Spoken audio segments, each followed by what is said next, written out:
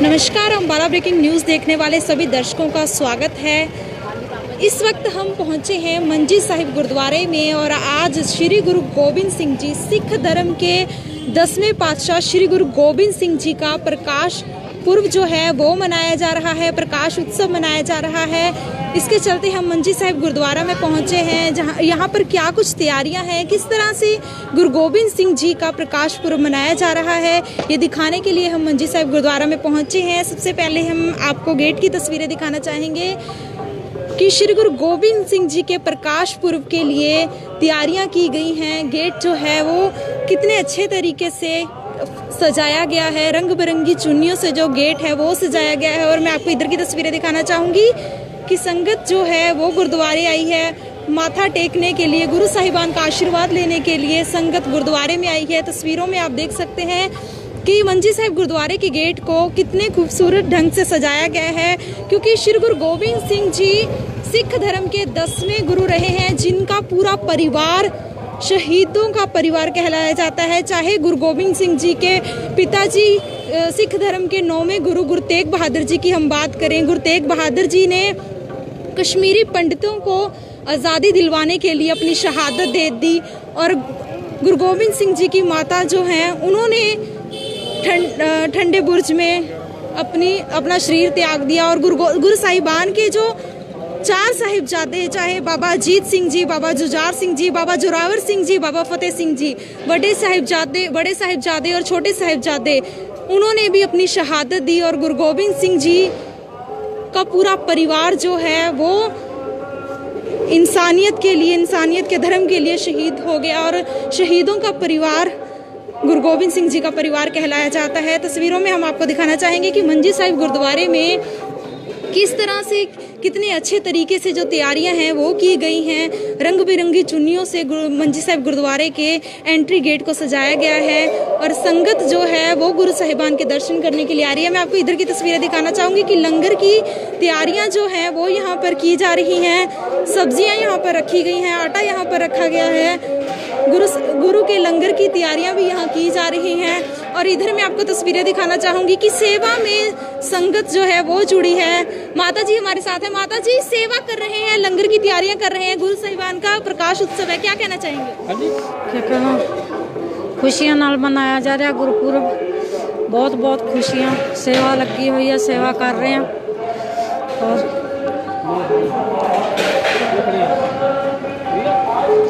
तो मैं आपको यहाँ पर तस्वीरें दिखाना चाहूँगी कि गुरु के लंगर की तैयारियां की जा रही हैं। सर, गुरु साहिबान का प्रकाश उत्सव की तैयारियां की जा रही हैं, क्या कहना है? गुरपुरब की तैयारी की खालसा वाजी फतेह जी, खीरा के लंगर चलेंगे, दाल प्रसादा सब कुछ चलेगा, मटर पनीर वाजी फतेह। मैं आपको इधर तस्वीरें दिखाना चाहूँगी कि गुरु की लंगर की पूरी तैयारियां की जा रही हैं और यहाँ पर सिख संगत जो है वो अपनी सेवा निभा रही है। तस्वीरों में आप देख सकते हैं कि इस तरफ की मैं आपको तस्वीरें दिखाना चाहूँगी, इस तरफ की तस्वीरें दिखाना चाहूँगी कि यहाँ पर गुरु का लंगर तैयार किया जा रहा है। हम बातचीत करना चाहेंगे। बाबा जी, क्या बनाया जा रहा है? एक गुरु का लंगर है जी, खीर बन रही है।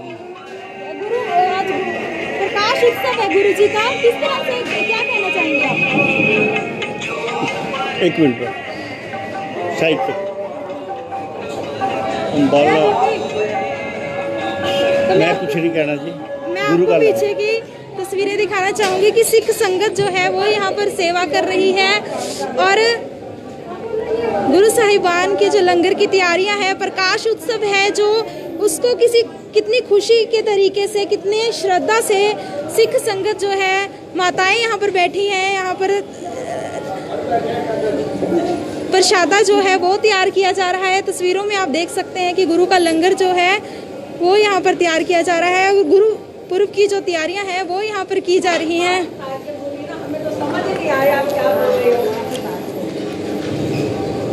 मास्क भी लगाना जरूरी है माता जी।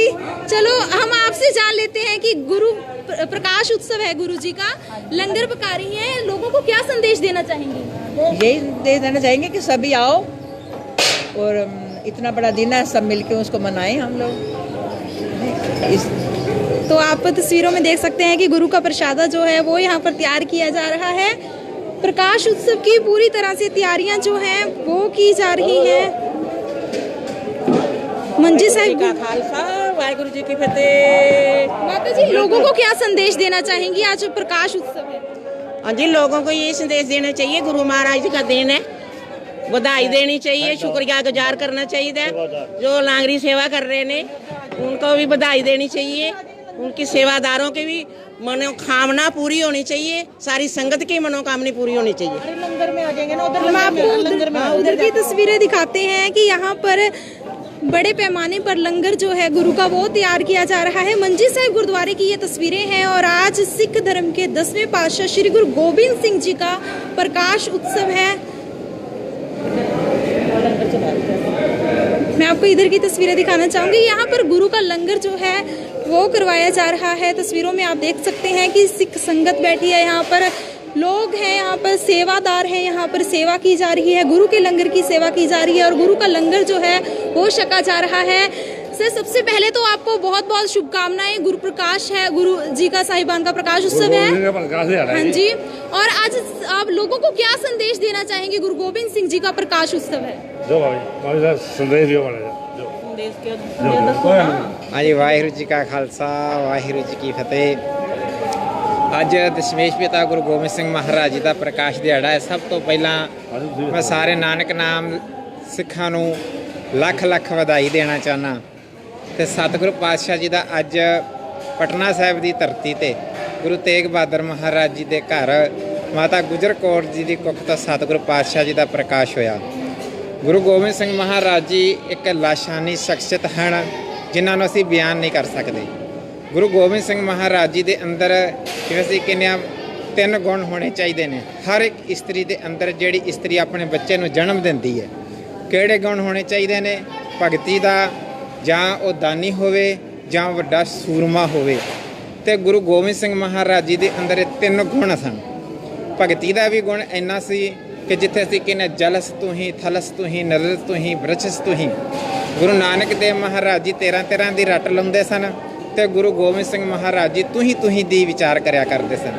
ਤੇ ਜੇ ਭਗਤੀ ਦੀ ਗੁਣ ਗੱਲ ਕੀਤੀ ਗਈ, ਜੇ ਉਦੋਂ ਬਾਅਦ ਸੂਰਮੇ ਦੀ ਗੱਲ ਕਰੀਏ ਤੇ ਗੁਰੂ ਗੋਬਿੰਦ ਸਿੰਘ ਮਹਾਰਾਜ ਜੀ ਦੇ ਵਰਗਾ ਸੂਰਮਾ ਵੀ ਕੋਈ ਨਹੀਂ, ਕਿਉਂਕਿ ਅਨੇਕਾਂ ਸੰਸਾਰ ਤੇ ਲੜਾਈਆਂ ਹੋਈਆਂ।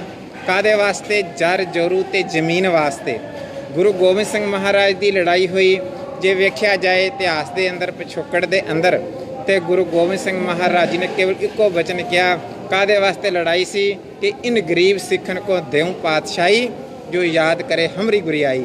ਇਸੇ ਤਰ੍ਹਾਂ ਜੇ ਦਾਨੀ ਦਾ ਹੀ ਗੁਣ ਗੱਲ ਕਰੀਏ, ਦਾਨੀ ਬੜੇ ਮਿਲ ਜਾਂਦੇ ਨੇ, ਪਰ ਗੁਰੂ ਗੋਬਿੰਦ ਸਿੰਘ ਮਹਾਰਾਜ ਜੀ ਦੇ ਵਰਗਾ ਦਾਨੀ ਕੋਈ ਨਹੀਂ। ਜਿਸ ਮੇਰੇ ਸਤਿਗੁਰੂ ਪਾਤਸ਼ਾਹ ਜੀ ਨੇ ਆਪਣੇ ਸਰਬੰਸ ਨੂੰ ਵਾਰ ਦਿੱਤਾ, ਆਪਣੀ ਮਾਤਾ ਨੂੰ, ਪਿਤਾ ਨੂੰ ਤੋਰ ਦਿੱਤਾ। ਗੁਰੂ ਗੋਬਿੰਦ ਸਿੰਘ ਮਹਾਰਾਜ ਜੀ ਨੇ ਸਾਹਿਬਜ਼ਾਦਿਆਂ ਨੂੰ ਤੋਰ ਦਿੱਤਾ। ਗੁਰੂ ਗੋਬਿੰਦ ਸਿੰਘ ਮਹਾਰਾਜ ਜੀ ਦੇ ਵਰਗਾ ਦਾਨੀ ਵੀ ਕੋਈ ਨਹੀਂ। ਕਿਉਂਕਿ ਇਹੋ ਜਿਹੀ ਮਹਾਨ ਸ਼ਖਸੀਅਤ ਦਾ ਅੱਜ ਅਸੀਂ ਪ੍ਰਕਾਸ਼ ਦਿਹਾੜਾ ਮਨਾ ਰਹੇ ਹਾਂ। ਅੰਬਾਲੇ ਦੀ ਸਾਰੀ ਸਿੱਖ ਸੰਗਤ ਤੇ ਸ਼੍ਰੋਮਣੀ ਗੁਰਦੁਆਰਾ ਪ੍ਰਬੰਧਕ ਕਮੇਟੀ ਦੇ ਪਾਵਨ ਸਥਾਨ ਉੱਥੋਂ ਦਾ ਪ੍ਰਬੰਧ ਚੱਲ ਰਿਹਾ। ਇੱਥੇ ਮੈਨੇਜਰ ਸਾਹਿਬ ਭਾਗ ਸਿੰਘ ਜੀ, ਉਹਨਾਂ ਦਾ ਵਿਸ਼ੇਸ਼ ਯੋਗਦਾਨ ਹੈ ਇੱਥੇ ਲੰਗਰ ਦੇ ਵਿੱਚ, ਇੱਥੇ ਦੇ ਸਾਰੇ ਪ੍ਰਬੰਧ ਦੇ ਵਿੱਚ ਸਾਰਾ ਉਹਨਾਂ ਦੇ ਸਹਿਯੋਗ ਦੇ ਨਾਲ ਪ੍ਰਬੰਧ ਚੱਲ ਰਿਹਾ ਜੀ। तो हमारे साथ मैम, सबसे पहले तो आप लोगों को क्या संदेश देना चाहेंगे? गुरु गोबिंद सिंह जी का प्रकाश उत्सव है, थोड़ा बताइए उनके बारे में। ਵਾਹਿਗੁਰੂ ਜੀ ਕਾ ਖਾਲਸਾ ਵਾਹਿਗੁਰੂ ਜੀ ਕੀ ਫਤਿਹ। ਅਸੀਂ ਲੋਕਾਂ ਨੂੰ ਇਸ ਦੇ ਦਿੰਦੇ ਹਾਂ ਵੀ ਜਿੰਨਾ ਵੀ ਹੋ ਸਕੇ ਗੁਰਬਾਣੀ ਨਾਲ ਜੁੜੋ, ਆਪਣੇ ਬੱਚਿਆਂ ਨੂੰ ਗੁਰੂ ਸਿੱਖ ਬਣਾਓ, ਉਹਨਾਂ ਨੂੰ ਕਹੋ ਵੀ ਗੁਰੂ ਸਿੱਖ ਬਣਨ ਤੇ ਬਾਟੇ ਦਾ, ਖੰਡੇ ਬਾਟੇ ਦਾ ਅੰਮ੍ਰਿਤ ਛਕਣ ਤੇ ਗੁਰੂ ਸਿੱਖੀ ਦੀ ਦਾਤ ਪ੍ਰਾਪਤ ਕਰਨ। ਜਿਵੇਂ ਜੀ ਗੁਰੂ ਗੋਬਿੰਦ ਸਿੰਘ ਸਾਹਿਬ ਜੀ ਸੀਗੇ, ਉਹਨਾਂ ਨੇ ਇਹੀ ਸੰਦੇਸ਼ ਦਿੱਤਾ ਹੈ ਸਾਨੂੰ ਵੀ ਅਸੀਂ ਬਾਣੀ ਨਾਲ ਜੁੜੀਏ, ਜਿੰਨਾ ਵੀ ਹੋ ਸਕੇ ਆਪਣੇ ਬੱਚਿਆਂ ਨੂੰ ਆਹੀ ਸਿੱਖਿਆ ਦਈਏ ਵੀ ਗੁਰੂ ਵਾਲੇ ਬਣੋ, ਅੰਮ੍ਰਿਤ ਛਕ ਕੇ ਗੁਰੂ ਘਰ ਦੀ ਸੇਵਾ ਕਰੋ, ਗੁਰੂ ਘਰ ਦੀਆਂ ਖੁਸ਼ੀਆਂ ਪ੍ਰਾਪਤ ਕਰੋ, ਮਹਾਰਾਜ ਉਹਨਾਂ ਦੀਆਂ ਚੜ੍ਹਦੀਆਂ ਕਲਾ ਕਰਨਗੇ। ਸਾਡਾ ਇੱਥੇ ਆਪਾਂ ਮੰਜੀ ਸਾਹਿਬ ਗੁਰਦੁਆਰੇ 'ਚ ਗੁਰੂ ਦਾ ਲੰਗਰ ਚੱਲ ਰਿਹਾ ਹੈਗਾ। ਸਾਡੀ ਸਾਰੀ ਸ਼੍ਰੋਮਣੀ ਕਮੇਟੀ, ਮੈਨੇਜਰ ਸਾਹਿਬ ਭਾਗ ਸਿੰਘ ਦਾ ਵਿਸ਼ੇਸ਼ ਯੋਗਦਾਨ ਹੈਗਾ ਜੀ। ਉਹਨਾਂ ਨੇ ਇੱਥੇ ਲੰਗਰ ਦੀ ਇੱਥੇ ਲੰਗਰ ਚੱਲ ਰਿਹਾ ਜੀ। ਇੱਥੇ ਸਾਰੀਆਂ ਸਬਜ਼ੀਆਂ ਬਣੀਆਂ ਹੋਈਆਂ ਨੇ, ਹਰ ਪ੍ਰਕਾਰ ਦੀ ਸਬਜ਼ੀ ਬਣੀ ਹੋਈ ਹੈ। ਜਿੰਨਾ ਵੀ ਹੋ ਸਕੇ ਵੀ ਗੁਰੂ ਘਰ ਤੇ ਆ ਕੇ ਲੰਗਰ ਛਕਣ, ਜਿੰਨਾ ਵੀ ਹੋ सके गुरु घर ਦੀਆਂ खुशियां प्राप्त करन। वाहिगुरू जी का खालसा, वाहिगुरू जी की तो आप सुन सकते हैं कि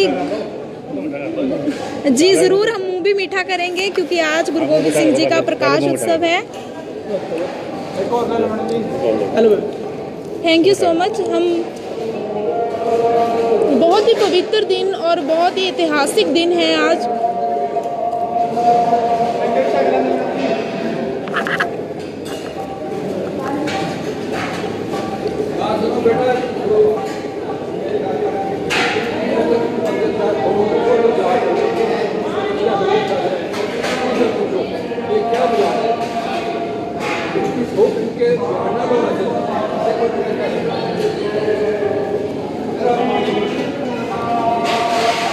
तो आज का ऐतिहासिक दिन और आज का जो पवित्र दिन है वो गुरु साहिबान के प्रकाश उत्सव का दिन है। हम आपको बता दें कि गुरु गोबिंद सिंह जी सिख धर्म के 10वें पातशाह, और हम यहाँ पे बात करना चाहेंगे, संगत यहाँ पर पहुंची है।